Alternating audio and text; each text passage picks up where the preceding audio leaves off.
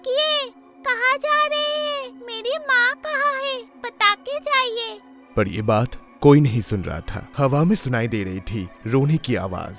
अचानक से श्यामली रो रो कर चलते चलते उस कब्र के पास चली गई। उसके बाद धीरे धीरे उसका शरीर बदलना शुरू हुआ। वो छोटी सी बच्ची एक गाय में बदल जाती है और तुरंत ही हवा के साथ वो उस कब्र में विलीन हो जाती है। तकरीबन तब रात का 9:30 बजा था। गांव के पास में जो भगाड़ था वहां से बिल्टू और राघव अपने घर की ओर लौट रहे थे। उस जगह पर कोई भी नहीं जाता और शाम होने पर वो जगह बिल्कुल चुपचाप हो जाता है। आज भी वो एक सन्नाटे वाली रात थी। चाचा, एक बात बोलूं? मैं सुना हूँ कि इस भगाड़ में रात में कोई चलता है। मतलब वो इंसान नहीं है। चुप, एकदम ये सब मत बोलना, ठीक है? रात के समय ये सब बातें करना ठीक नहीं है। चुपचाप चल मेरे साथ। रास्ता बिल्कुल सुनसान था, बस पैर की आवाज आ रही थी और उसके साथ साथ जुगनू की आवाज। अचानक से दूर से किसी बच्चे की रोने की आवाज सुनाई दे रही थी। ऐसा लग रहा था जैसे उस बच्चे का सब कुछ खो चुका है।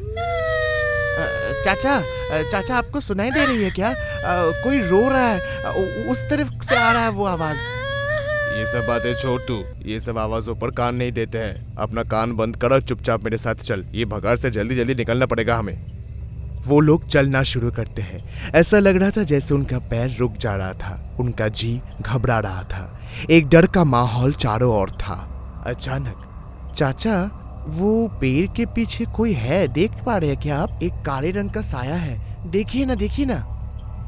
अरे उस तरफ देखना बंद कर, सर नीचे करके जल्दी से चल। लेकिन चाचा, वो रोने की आवाज ना वो साए की ओर से ही आ रही थी। ठीक से देखिए आप। धीरे धीरे उस साए की ओर से कुछ सामने आता है।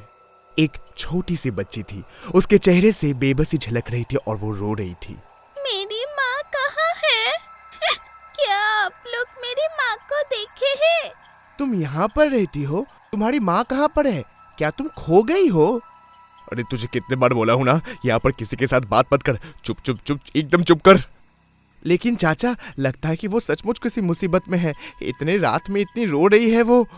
उसको लेकर तुझे इतना चिंता करने की कोई जरूरत नहीं है, अभी भी समय है, जल्दी जल्दी चल। जब वो लोग वहाँ से चलने के लिए तैयार हुए, वो लड़की उन लोगों के सामने आकर रास्ता रोक देती है। मेरी माँ को ला दीजिए ना।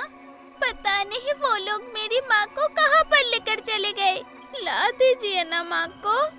अब तुम्हारा नाम क्या है? कहाँ पे रहती है तुम्हारी माँ? इतनी रात गई, तुम यहाँ पर क्या कर रही हो? मेरा नाम श्यामली है। मैं यहीं पर ही रहती हूँ अपनी माँ के साथ। लेकिन वो लोग मेरी माँ को लेकर चले गए। वो जो देख रहे हैं ना, वहीं पर ही रहती हूँ मैं। श्यामली मिट्टी की एक तरफ उंगली उठाकर दिखाती है, लेकिन वो एक कब्र था। एक छोटा सा कब्र जिसके आजू बाजू घास और कुछ सूखे फूल थे। ये दृश्य देखकर राघव चाचा और बिल्कुल देरी नहीं करता है। बिल्टू, मेरा हाथ कसकर पकड़ बेटा। वो लोग जोरों से दौड़कर वहां से भागने लगे। पीछे में श्यामली उनको चीख कर पुकारने लगी। रुकिए, कहाँ जा रहे हैं? मेरी माँ कहाँ है? बता के जाइए। पर ये बात कोई नहीं सुन रहा था। हवा में सुनाई दे रही थी रोने की आवाज।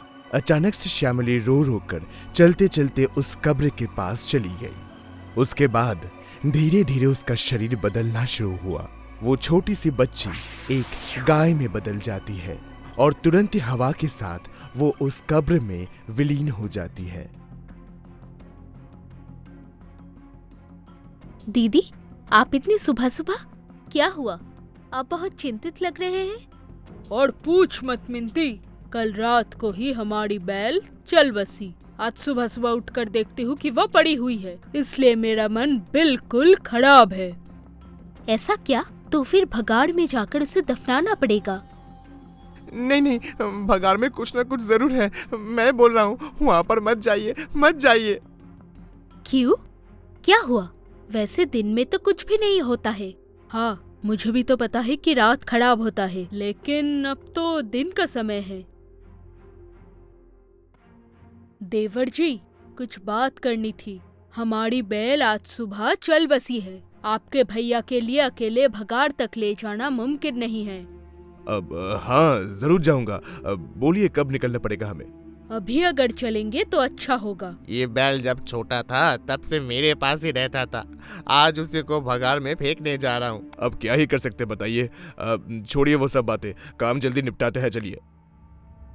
उस पेड़ की तरफ देखिए तो पता नहीं कुछ अजीब सा लग रहा है मुझे। अरे डरने की क्या बात है, दोपहर में कौन रहेगा यहाँ पर। मेरी माँ कहाँ है? हाँ, भैया क्या आपको कुछ सुनाई दिया? नहीं तो तू क्या बोल रहा है? क्या सुनूंगा, तेरा दिमाग लगता है पूरा खराब हो गया है। फालतू का बातें ना कर चल यहाँ से। उसके बाद दिन ढलकर रात आती है। कहीं दूर कुत्ता रो रहा था, हवा में कुछ सुगंध आ रही थी। मिंती सो रही थी। राघव नींद से उठ जाता है। एक अजीब सा आवाज सुनकर वो घर की खिड़की की ओर देखता है। अब इतनी रात को गाय का आवाज कहाँ से आ रहा है भला? क्या हुआ? खिड़की खुली थी क्या?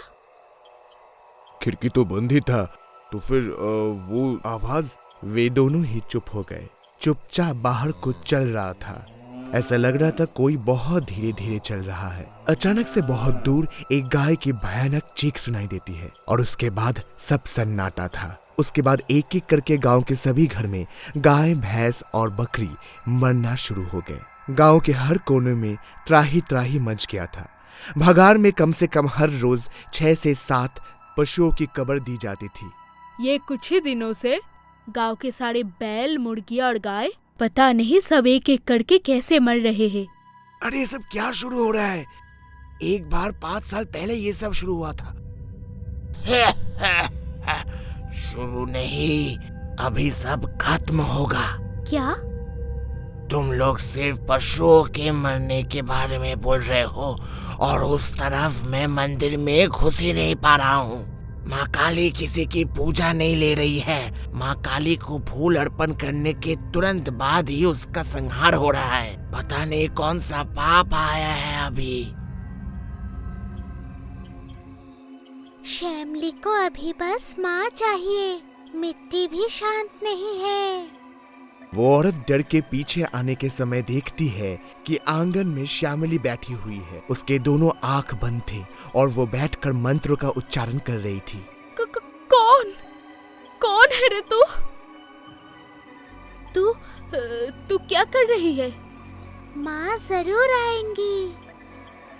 अचानक से तूफान उठता है। रोशनी बंद हो जाती है। आंगन में श्यामली नहीं है, जैसे कि वो कभी थी ही नहीं। वो औरत डरकर चीखने लगती है। दीपाली और बिल्टू चल रहे थे। रास्ते के तालाब में मरी हुई मछली उभर उठती है। चारों ओर बदबू फैल गई थी। एक पेड़ अचानक से गिर जाता है। किसी को कुछ भी समझ में नहीं आ रहा था। एक एक करके गांव के सारे जानवर मर रहे थे। सारे जानवर एक एक करके मर रहे थे। रात होने से ही ये सुनाई दे रही थी। मेरी माँ को ढूंढ दीजिए। धीरे धीरे जैसे ही शाम हो रही थी, सब घर से निकलना बंद कर दे रहे थे। लेकिन गाय की दूध और मुर्गी के अंडे बेचकर जो अपना घर चला रहे थे, उनके लिए जिंदा रहना बहुत मुश्किल हो रहा था। फिर धीरे धीरे पशुओं को छोड़कर एक एक करके इंसान भी मरने लगे। इनको लेकर 3 जन पिछले 3 दिनों से एक एक करके सब मर रहे हैं। हाँ, नहीं, अभी शरीर से बदबू निकल रही है। अभी इसका सत्कार करना पड़ेगा। इनके घर वालों को खबर दो कोई। जो हो रहा है वो किसी इंसान का काम नहीं है। कोई है जो जानबूझकर ये सब कर रहा है। माँ काली भी हमारा फूल या फल ग्रहण नहीं कर रही है। पता नहीं कौन सी श्राप आ गई है हमारे गांव में। माँ काली गुस्सा हुई है। 5 साल पहले इन लोगों ने जो कुछ भी किया था उसका विचार किसी ने भी नहीं किया।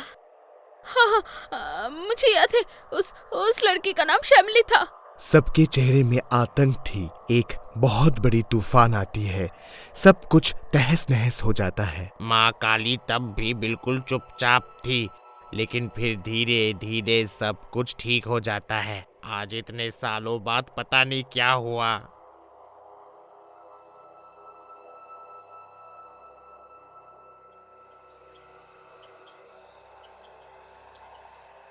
तुझे भी तेरी माँ नहीं मिली है? मुझे भी नहीं मिली। हम दोनों मिलकर एक साथ अपनी अपनी माँ को ढूंढेंगे और भी शक्तिशाली होकर इस गांव को नाश कर देंगे। परंतु मुझे बस सिर्फ मेरी माँ चाहिए और कुछ नहीं चाहिए। मिलेगी, सब मिलेगी। तुझे तेरी माँ मिल जाएगी और मुझे मेरी माँ की मौत का बदला मिल जाएगा। खुद अपने हाथों से ले पाऊंगी। 5 सालों के बाद यूं ही नहीं लौट के आई हूँ मैं। सुबह सुबह सूरज का तेजस्व बहुत था, लेकिन चारों ओर सन्नाटा भी था। पुरोहित नारायण, राघव, दीपाली और मिंती के संग सारे गांव वाले इकट्ठे हुए थे मंदिर में। माँ काली के मूर्ति के सामने सारे दीपक बुझ गए थे।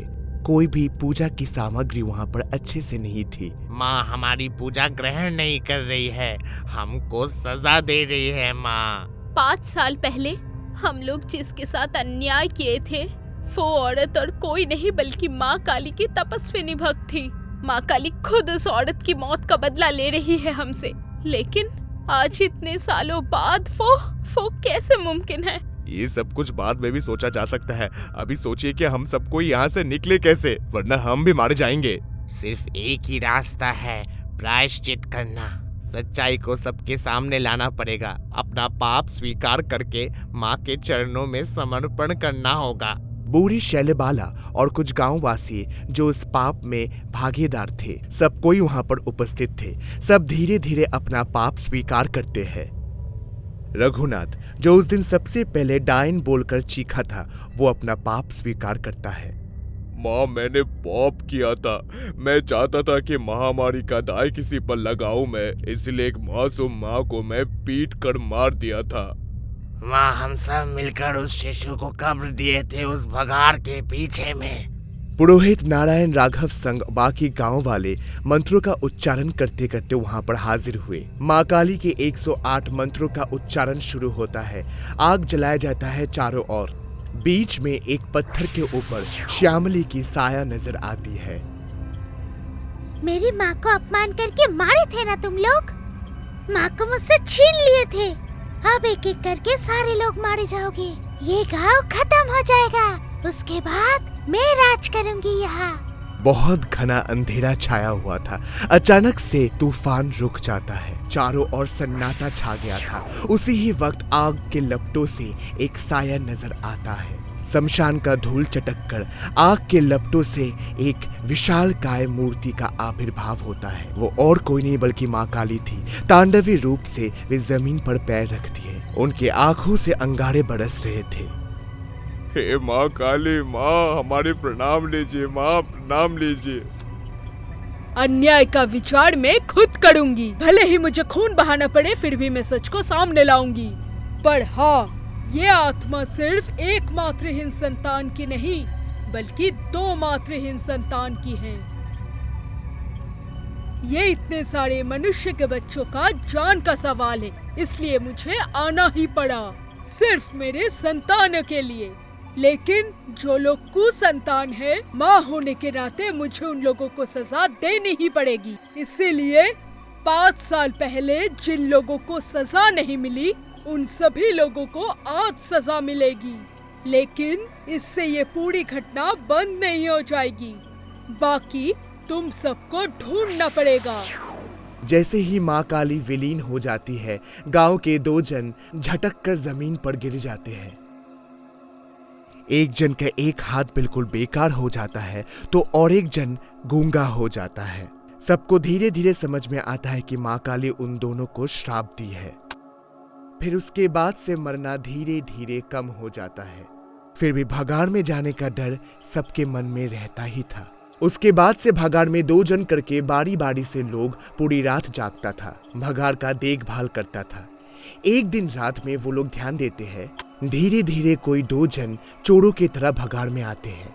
ये देखकर वे उन दोनों के पीछे पीछा करते हैं। उसके बाद फिर ये देखते हैं कि गांव के रघु और बीरू पशुओं की हड्डियां इकट्ठे कर कर गांव के बाहर वो बहुत पैसे से बेचते थे। भगार से पशुओं के हड्डियों की चोरी? नहीं नहीं, इस पाप की कोई भी माफी नहीं मिल सकती।